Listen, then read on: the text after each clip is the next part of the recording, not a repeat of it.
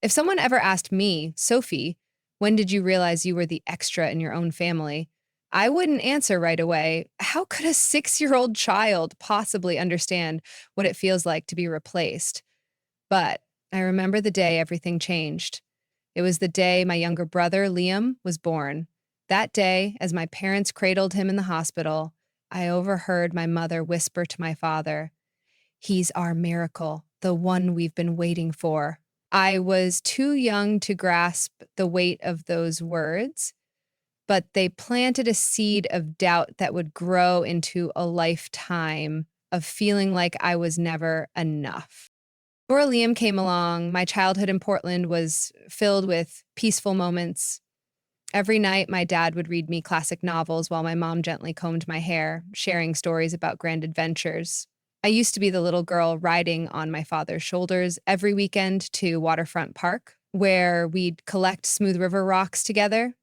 The drawings I made, even if they were just messy kindergarten scribbles, were proudly displayed on our fridge like priceless treasures. Then Liam was born, and my world slowly faded into the background. I remember my 7th birthday vividly. For months, I had been wishing for a green scooter, a small one, just enough for me to zip around the neighborhood, feeling the warm spring air through my hair. I plastered pictures of that scooter everywhere, on my bedroom wall, my desk, even slipped one into my mom's purse, a child's version of begging. When my birthday came, I eagerly unwrapped every gift, but all I found were sweaters and beginner math books. When I quietly asked my mom about the scooter, she smiled and said gently, "Scooters are expensive, honey. You don't need one yet. Walking's good for you." I forced a smile, but my heart sank. Later that evening, I overheard my parents in the kitchen. "We could have afforded the scooter," my father said, "but Liam's medical checkups are coming up. He's our priority now." I said, "Nothing." But just 2 weeks later, my parents surprised Liam with a brand new red tricycle. No special occasion, just because, in my mother's words, Liam needs more exercise to strengthen his legs. I stood by the window, watching my father crouch down, teaching Liam how to ride. The feeling wasn't jealousy, it was something colder, like I had never existed in their plans. That was just the beginning. Slowly, everything I once had was replaced. The day my teacher praised me for having the highest history scores in class, I rushed home with my certificate, hoping for a proud smile. But when I handed it to my mom, she barely glanced at it and casually said, "Good job, sweetheart. But did you know Liam built a tower out of blocks today? So clever." I clutched the certificate, my excitement deflating. "Mom, can we at least put this on the fridge?" I asked, my voice small. She sighed, distracted. "Later, Sophie. Liam's nap time is more important right now." That evening, I sat curled up by the window, listening as my parents recounted Liam's achievement over and over, with a level of excitement they never reserved for me. I was only 9 then, but I had already begun to understand bitterly that in my parents' eyes, everything I worked for was just expected, while anything Liam did, no matter how small, was treated like a miracle. I once tried to tell my mom how I felt, that sometimes I wanted to be praised too, to see her eyes light up for me, but she just patted my head gently yet coldly. "Sophie, you're the older sister. You're supposed to set an example. Don't fuss over little things." "But I'm trying so hard," I pleaded, tears welling up. "Why is it always about Liam?" Her face hardened. "Don't you dare make this about competition, Sophie.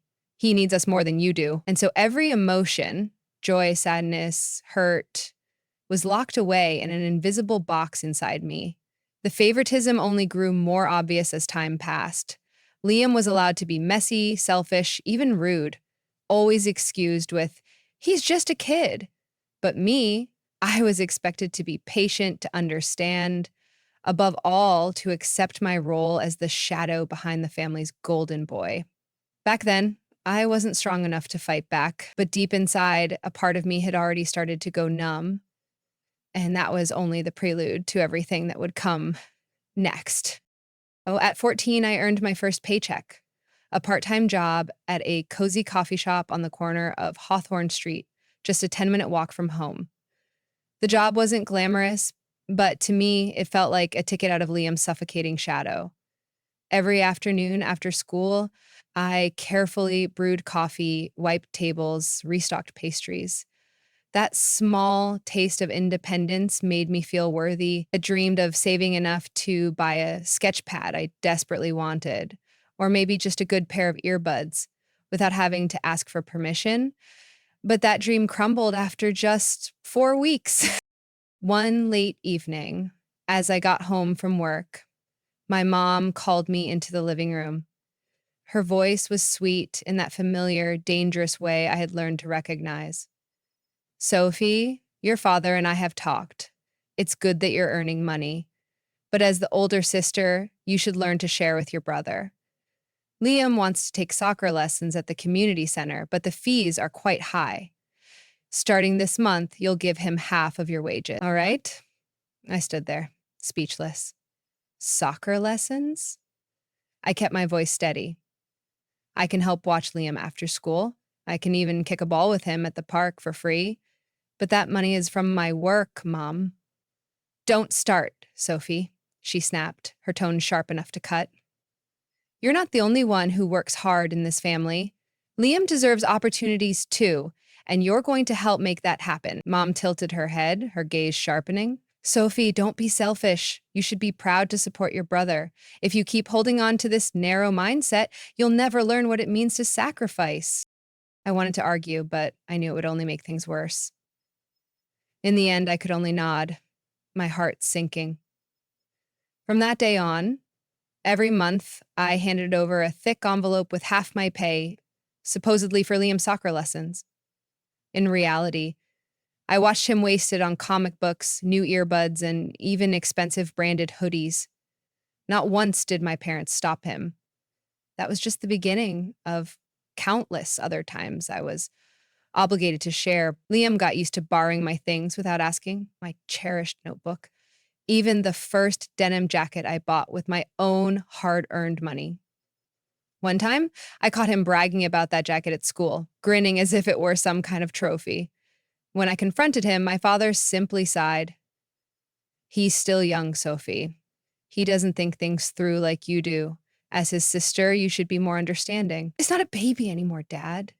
I burst out, my voice shaking. Why do I always have to give up everything? Um, my father's eyes narrowed.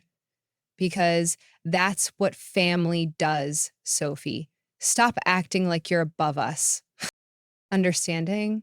That word slowly turned into a curse for me. The harder I worked to be independent, the more my family used it as a reason to pile responsibilities onto me. Every effort I made was repackaged as my duty to sacrifice for Liam, the boy who, in their eyes, could do no wrong. I realized then, to them, I wasn't a daughter with dreams or ambitions. I was a background character, existing only to compensate for Liam's shortcomings, a walking shadow expected to earn, endure, and yield. I used to think maybe things would change when I grew up, but deep down, I knew in this house my role had been decided long ago. And those wounds, though invisible, ached more with each passing day. By 17, I was numb to hearing my parents' praises for Liam. At the time, I was a senior at Lincoln High in Portland, ranked in the top 3 of my class, working evenings 3 days a week at a coffee shop and freelancing illustration jobs on weekends, all to save up for my biggest dream, a professional drawing tablet. Art was the only thing that made me feel truly seen. After school, I'd wander alone around Forest Park, sketching the way sunlight filtered. In those sketches, I wasn't Liam's sister. I wasn't the stand-in for anyone's expectations. I was just Sophie, whole and complete. Every dollar I earned went into a small metal box hidden deep in my desk drawer. It was my secret, my dream, safely tucked away from Liam's greedy hands. Or so I thought. One late evening in April, after a shift at work, I came home to find the metal box gone. The drawer was pried open, its contents scattered. I tore apart my room, palms cold despite Portland's mild weather. Then, from the living room, I heard laughter and a sentence that sent a chill down my spine. I told you Liam should learn to be self-reliant. He saved up and bought himself new gaming gear. Such dedication deserves praise. My head throbbed. New gear.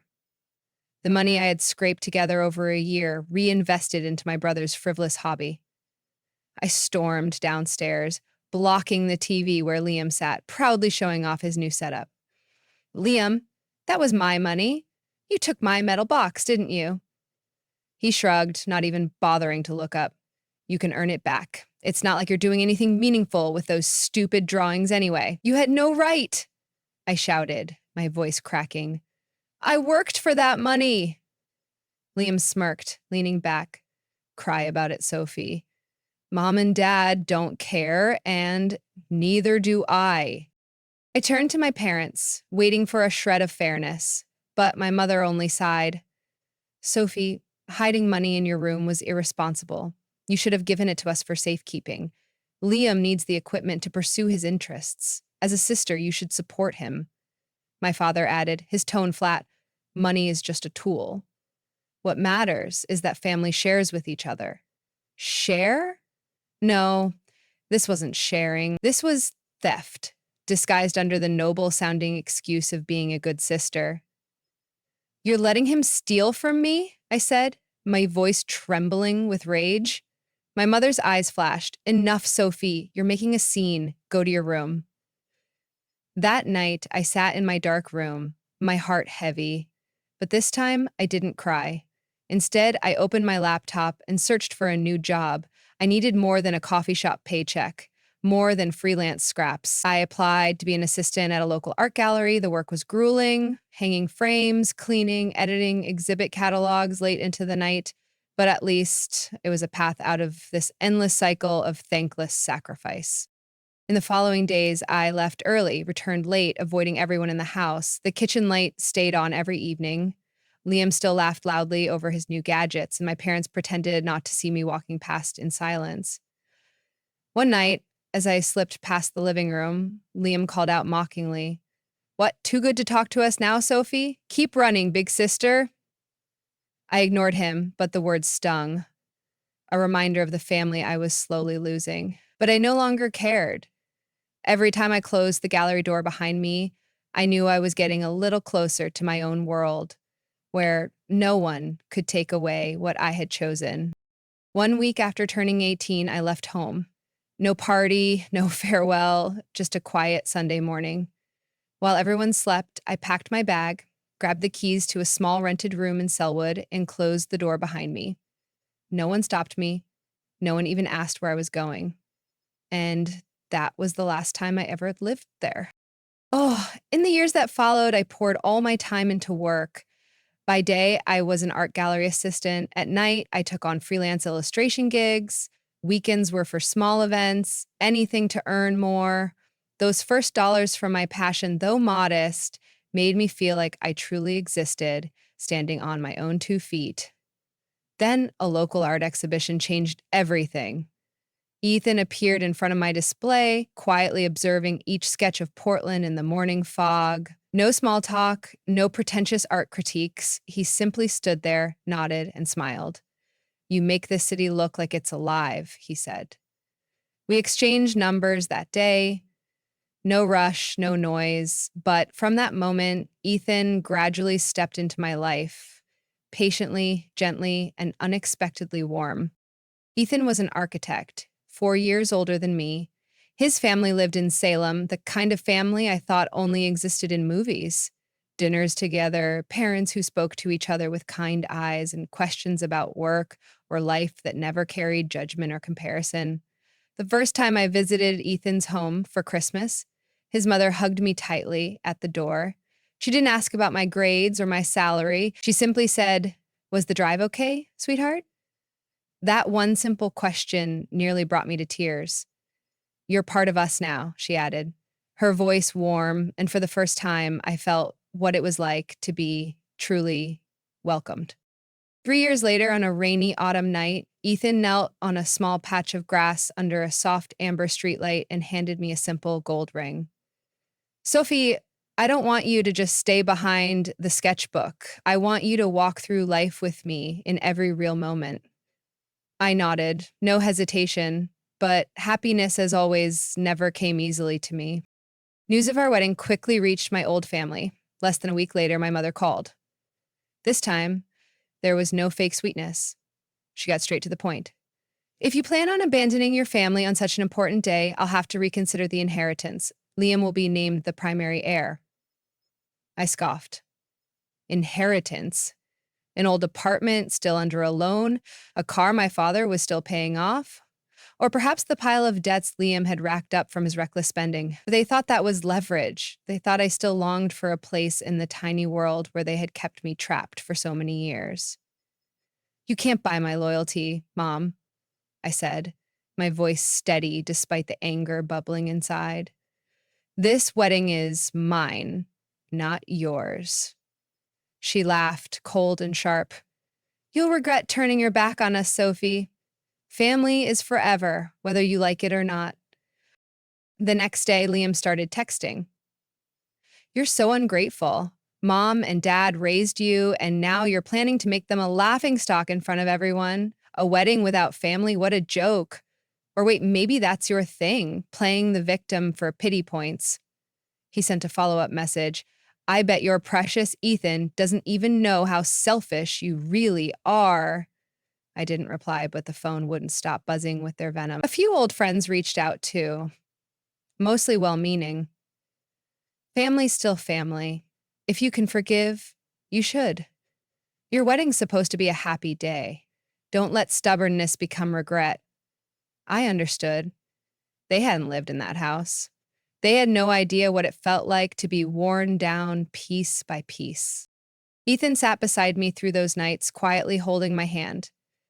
We'll only invite those who truly love you, he said, as if it were the most obvious truth in the world.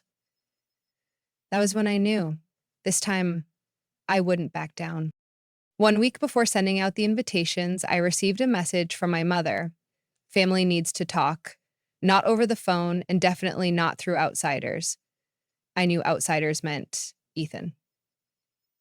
After many nights of Ethan listening to me vent without interruption, he gently suggested, if you feel you need to say it all once, I'll go with you, but only this once. So that Saturday morning, we sat in a small cafe in St. John's, far enough from downtown to avoid familiar faces, quiet enough that no words could hide. My mother arrived first, impeccably dressed, makeup flawless, but eyes heavy with exhaustion. My father followed, wearing his worn-out blazer, still clinging to his old, dignified demeanor. And finally, Liam, slouched in a wrinkled jacket, earphones hanging around his neck, barely pretending to care where he was. No one ordered anything. Mother spoke first, her tone a blend of reproach and pleading. Sophie, I don't understand why you would cut off your own family on what should be the happiest day of your life. I kept my composure, my hands tightly clasped under the table. Because I want that day to truly be a happy one, Mom. Dad's voice was sharp. You're turning yourself into a stranger to your own family. Ethan placed his hand gently on my back, a silent reminder. Just tell the truth. So I did. I spoke about every time I was dismissed, every dollar I was forced to hand over, to Liam, every dream crushed under the label of big sister's duty. I reminded them of the drawing tablet, the reward I had worked so hard for that was taken and turned into Liam's gaming setup. You let him take everything from me, I said, my voice rising. My money, my dreams, my place in this family. The entire time I spoke, Mom kept her head down, twisting a napkin in her hands. Dad stared out the window as if none of this concerned him. Only Liam broke the silence with a sentence that made the entire table go still. Yeah, she's right. I took that tablet, not just because I wanted it, but because I hated how she always made me feel small. I wasn't surprised. Honestly, I had been waiting for that confession for years. Liam sneered, but there was something else in his eyes. Not quite satisfaction. You think being top of the class, handling everything yourself makes you so great? You have no idea what it feels like to always be compared, to always fall short. Everything comes easier for you. That's not true. I shot back, my voice trembling. I worked for everything I had, and you just took it. Mom hurried to interrupt, her tone suddenly soft. Liam's still young, you know.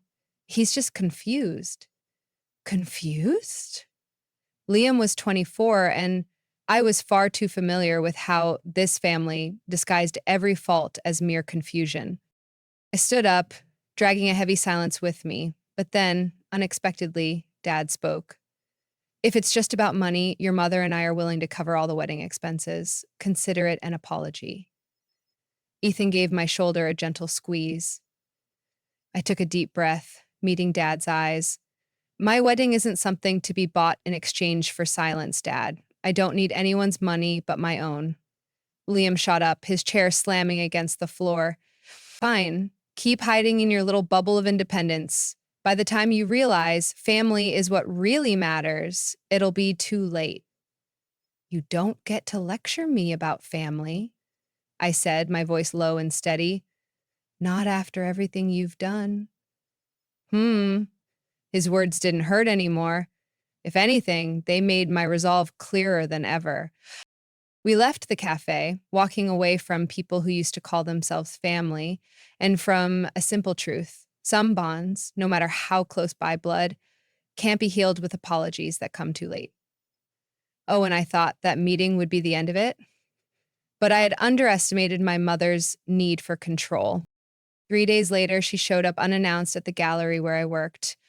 No call, no warning, immaculately dressed as always, every crease in place, but her eyes were red, as if I were the one who had driven her to the edge of despair. Sophie, come out here so we can talk. I kept my voice even. I'm busy with work.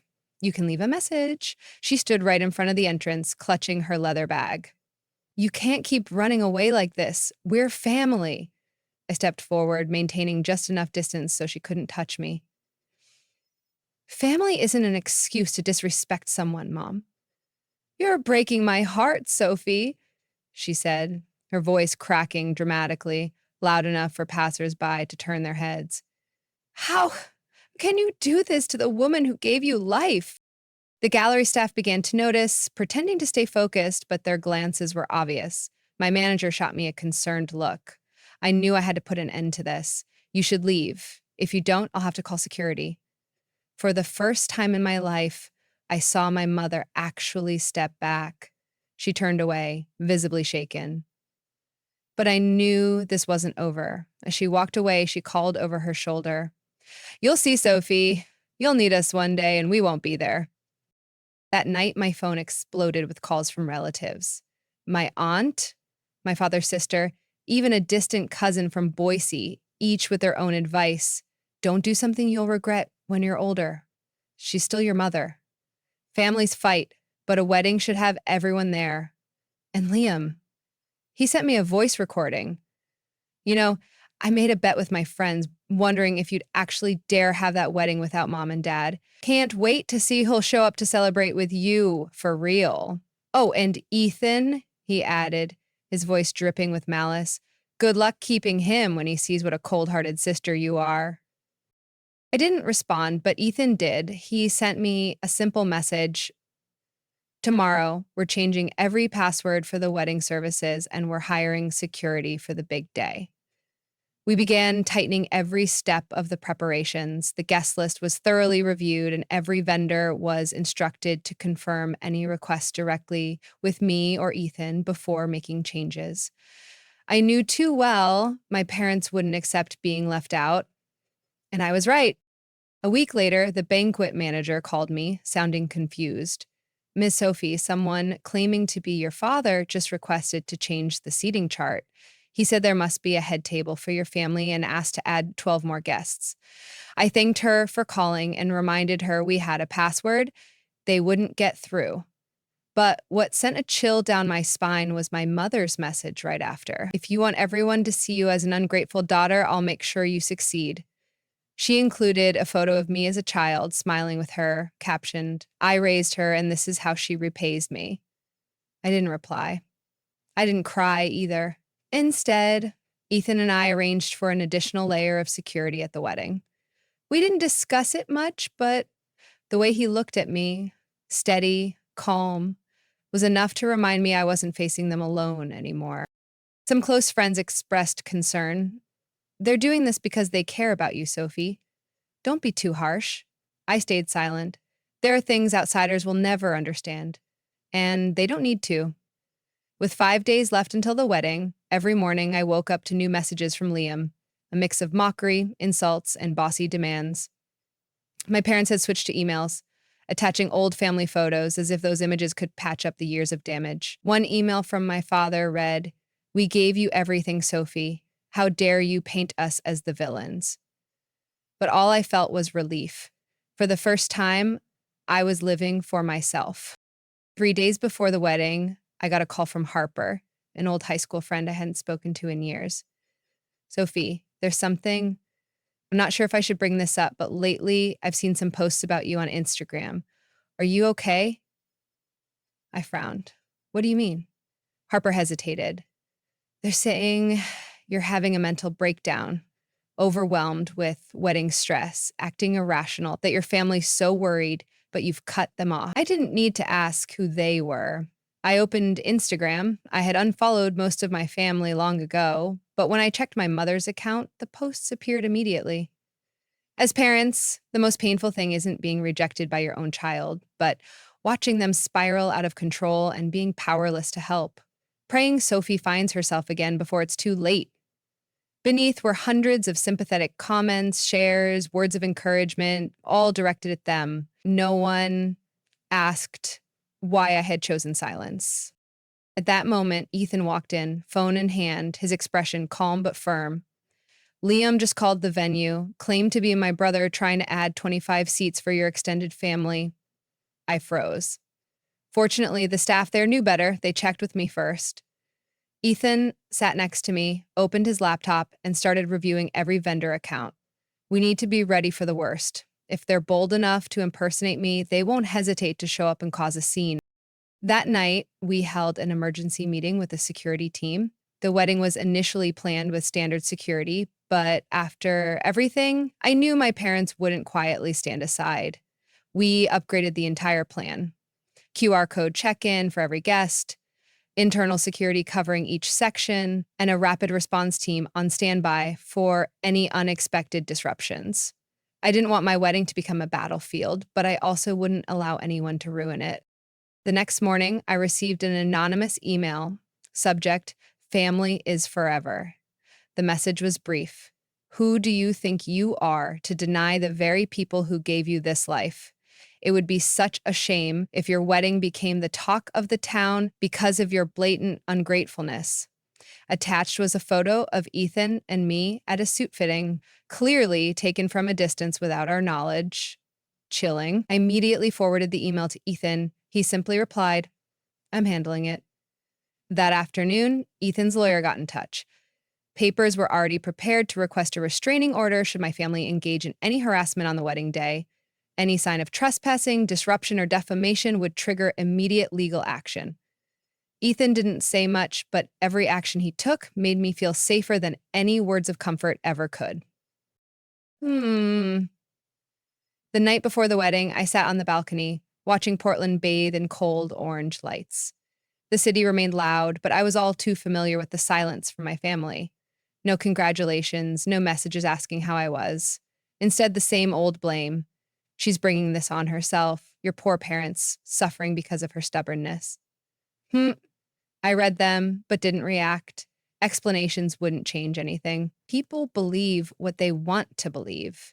But then a new message from Liam popped up. "You think you're free, Sophie? You'll always be the sister who failed us. Enjoy your little wedding. It won't change who you are." The words cut deeper than I expected, but I refused to let them take root. Wedding day. Portland was neither blazing hot nor pouring rain, a rare, gentle kind of weather, as if it had chosen to side with me. The vineyard venue outside the city gleamed with fresh greenery, adorned with soft ivory ribbons. I stepped out of the car, gently holding my wedding dress, my heart surprisingly calm. Ethan had arrived early to oversee everything. His friends and family were all there, their faces glowing with joy. For the first time in my life, I didn't have to handle every detail alone. As I smiled, the head of security approached with a serious expression. "Miss Sophie, they've arrived." I didn't need to ask who. My parents and Liam. They stood at the main gate, dressed formally as if they had been invited. Dad wore his old blazer from my cousin's wedding last year. Mom donned her usual special occasion emerald dress. Liam was different. Jacket, backward cap, radiating his typical defiance. They spoke to security, my mother's sharp voice slicing through the air. I heard every word from a distance. "We are the bride's family. No one has the right to keep us out." She raised her voice further, drawing a small crowd. "My own daughter is shutting us out. What kind of person does that?" The security manager looked at me, waiting for instructions. Ethan stood beside me, unwavering. "It's your call, Sophie. Just remember, today is your day, not theirs." I nodded. "Stick to the plan. They're not on the list. No entry." The security team executed flawlessly. Dad tried intimidation. Mom switched to theatrics, raising her voice to draw attention, while Liam stood back, arms crossed, throwing snide remarks loud enough for passersby to hear. "Look at her. Earns a little money and suddenly forgets who she is. You're pathetic, Sophie," he shouted, his voice echoing. "You'll never escape us." But this time, their judgments, insults, and stares no longer touched me.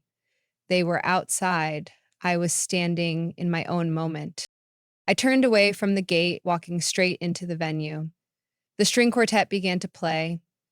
I walked down the aisle covered in cream petals, each step lighter than the last, not because of the dress, not because of the eyes watching, but because I had finally let go of the heaviest burden, the impossible expectations of those who should have loved me most.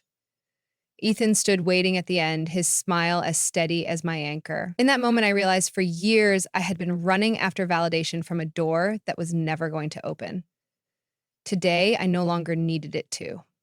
I had opened my own door and stepped through it. The ceremony was perfect. No disruptions, no surprises. Everyone who truly loved me was there, witnessing, celebrating. No one mentioned duties. No one lectured on what family should be. When the announcer said, "I'm honored to present for the first time Mr. and Mrs. Ethan and Sophie," the applause roared like a wave. Outside the security perimeter, my parents remained standing. Liam had vanished at some point. They stared in, frozen, like strangers lost in a place that was once theirs. But I didn't walk over. Not out of anger, not out of spite, but because I knew some doors, once you close them yourself, mean you're finally ready to walk forward, no matter who's standing behind. I held Ethan's hand tightly as we left the ceremony, the music still echoing behind us. That evening, after the wedding, Ethan and I sat together on the rooftop of a small inn in Hood River. From there, we could see the twinkling lights of Portland in the distance. But this time, they no longer made me feel alone. Ethan's family gathered downstairs, still laughing and chatting. They weren't flashy, not loud, but every glance, every gentle gesture made me understand what a real family felt like. No one asked about my parents. No one questioned why the bride's family wasn't there. And I was grateful for that. Just when I thought things were settling down, my phone buzzed. An email from Liam. Subject, "Better late than never." I read it slowly, without rushing.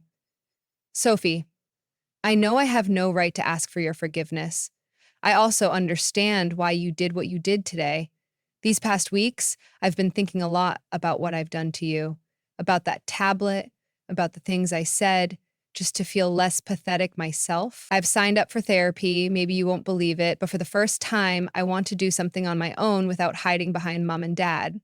I don't expect you to reply. I just want you to know, standing outside that fence today, I finally understood what it feels like to be left out of your own life. But don't think this changes anything," he added at the end. "You'll always be the one who ran away." I closed my phone and set it down. Ethan looked at me, didn't ask anything, just quietly held my hand. This time, I didn't feel angry, but I didn't feel relieved either.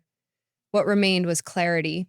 Some apologies come late, not because people don't know they're wrong, but because they never had the courage to admit it when it still mattered. I opened my phone and blocked Liam, then mom, and finally dad. No more emails, no more texts, no more midnight calls filled with scolding or begging. Strangely, pressing block felt lighter than I'd ever imagined.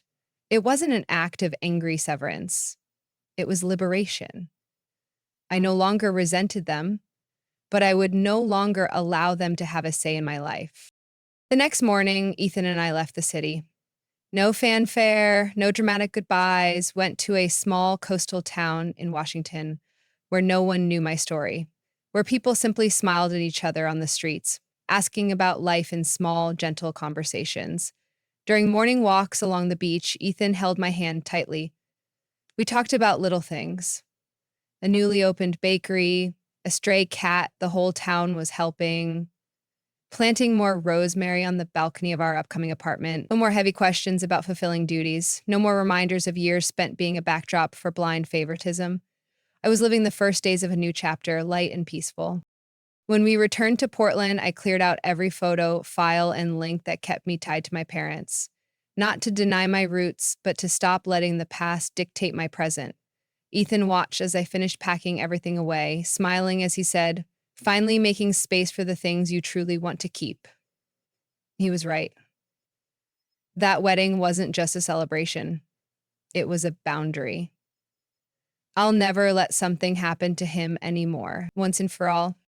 Our flight to Mallorca took off on a bright autumn morning. Ethan held my hand as the plane lifted from the ground, his eyes gleaming with that familiar excitement. I leaned my head on his shoulder, feeling his steady, calm breathing, a feeling I had once thought would never be mine. We didn't choose Spain because of picture-perfect tourist ads. We chose it for a simple reason.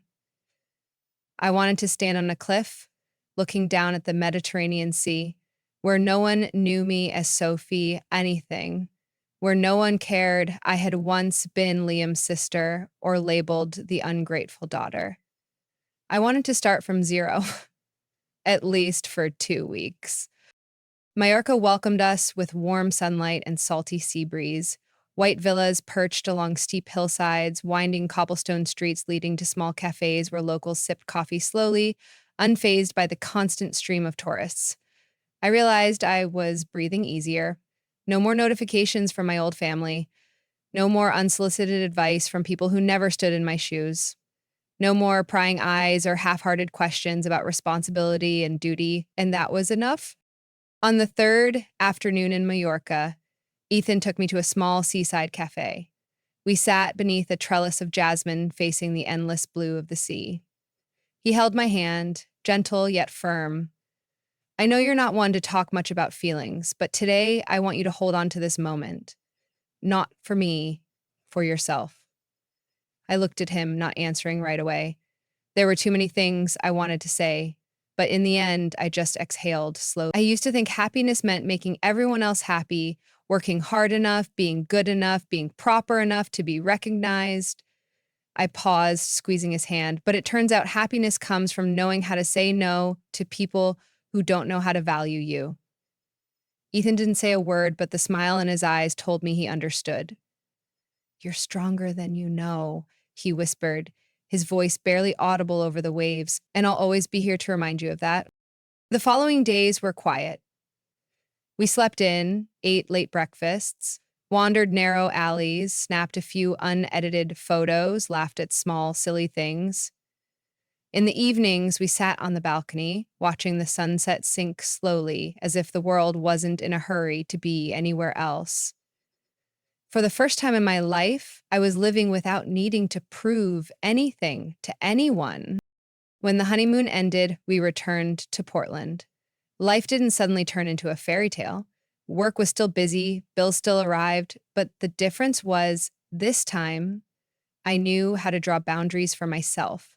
My old family could no longer touch my life. I no longer checked emails hoping for a genuine apology. I no longer clung to the hope that one day they would see my worth. I didn't need to pretend to be strong when people preached blood ties never turn away from each other. Simply lived my life. My gallery started getting more projects. Young couples came to me not because of any big reputation, but because they trusted how I saw the world. Authentic, no frills. Um, Ethan remained my quiet, steady partner. We weren't the perfect Instagram couple, but with every passing day, I became more certain I had chosen the right person. One late afternoon, while tidying up my workspace, I stumbled upon my old sketch pad.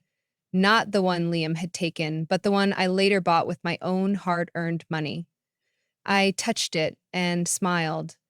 No anger, no regret, just pride. Pride for surviving those uncertain days without losing myself. Pride for having the courage to let go of what no longer deserved to stay. And most of all, pride for finally learning how to protect my happiness firmly and quietly. The Sophie of today was finally living as her true self. Sophie's story isn't just about a wedding without her biological family. It's the coming of age journey that many people face in real life. Boundaries are not about cutting people off with hatred. They're about protecting your own peace and self-worth. Not everyone knows how to love properly, but everyone has the right to choose who will walk with them on the important roads of life. Just like Sophie, sometimes happiness begins when you dare to say no to the things that have held you back for too long. Her story is a testament to the courage it takes to break free from toxic ties, even when the world expects you to stay silent. What do you think about Sophie's journey? Was she right to choose her own happiness? Have you ever had to set boundaries with family to protect your peace? Leave your thoughts in the comments below, and don't forget to follow the channel for more heartfelt and powerful stories about family and self-discovery.